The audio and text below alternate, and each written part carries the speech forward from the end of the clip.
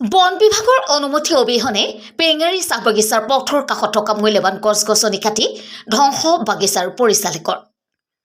যি সময়ত ৰাজ্য চৰকাৰে বনানীকৰণৰ নামত লাখ লাখ টকা খৰচ কৰি বৃক্ষৰোপণ কৰিছে, তেনে সময়তে পেঙেৰী চাহ বাগিচাৰ পৰিচালকৰ ময়মতালি। তিনিচুকীয়া জিলাৰ খাটাংপানী আঞ্চলিক বন বিষয়া কাৰ্যালয়ৰ অন্তৰ্গত ঐতিহাসিক পেঙেৰী চাহ বাগিচাৰ গড়কাপ্তানি পথৰ কাষতে থকা মূল্যৱান গছ-গছনি কাটি ধ্বংস কৰিছে বাগিচাৰ পৰিচালকে। বন বিভাগৰ অনুমতি অবিহনে পথৰ কাষতে থকা মূল্যৱান গছ-গছনি কাটি ধ্বংস কৰাৰ অভিযোগ। বিভিন্ন সময়ত বাগানৰ মালিক পক্ষৰ লগতে বাগিচাৰ পৰিচালকে মূল্যৱান গছ-গছনি কাটি ধ্বংস কৰাৰ অভিযোগো আছে। তেনে সময়তে পুনৰ পেঙেৰী চাহ বাগিচাৰ গড়কাপ্তানি পথৰ কাষৰ গছ-গছনি কাটি ধ্বংস কৰাত সচেতন মহলত তীব্ৰ চাঞ্চল্যৰ সৃষ্টি কৰিছে। এনে বন ধ্বংসৰ সৈতে জড়িত ব্যক্তিৰ বিৰুদ্ধে বন বিভাগক বিহিত ব্যৱস্থা গ্ৰহণ কৰিবলৈ সচেতন মহলে চৰকাৰ তথা বন বিভাগলৈ অনুৰোধ জনাইছে। News 6 report, Assam report. যিমান গছকেইটা কাটিছে হয়,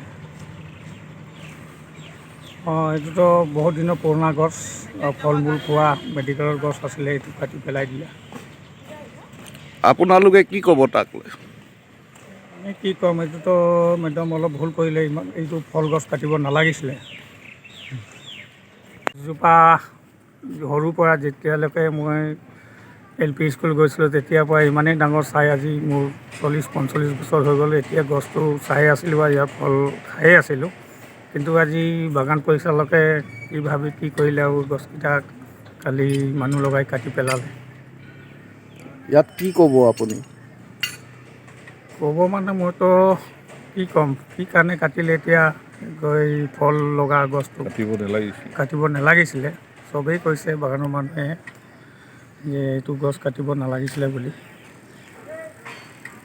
আমি ইয়াত আহি পথেৰে যাওঁতে দেখিলোঁ যে ইয়াত পেঙেৰী চাহ বাগিচাৰ পৰিচালক মহোদয় আৰু তেওঁলোকৰ কৰ্মচাৰীবৃন্দই ইয়াত বহু দশক পুৰণি বহু গছ ইয়াত কাটি JCBৰে কাটি গুৰি উঠাই তেওঁলোকে বন বিভাগৰ নীতি নিয়ম উলংঘা কৰিছে। আৰু এনেকৈ এই গছবিলাক যদি তেওঁলোকে এনেকৈ গড়কাপ্তানি পথৰ কাষৰ গছবিলাক যদি উঠাই দিয়ে, তেতিয়াহ'লে ইয়াত যিবিলাক আমাৰ গছ-গছনি আছে, সেই গছ-গছনিবিলাক আমি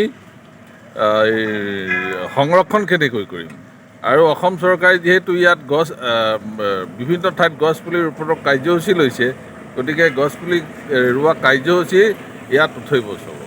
গতিকে আমি এই গছ উঠোৱা কাৰ্য আমি প্ৰতিবাদ কৰিছোঁ আৰু ইয়াৰ আমি তদন্ত বিচাৰিছোঁ। ধন্যবাদ।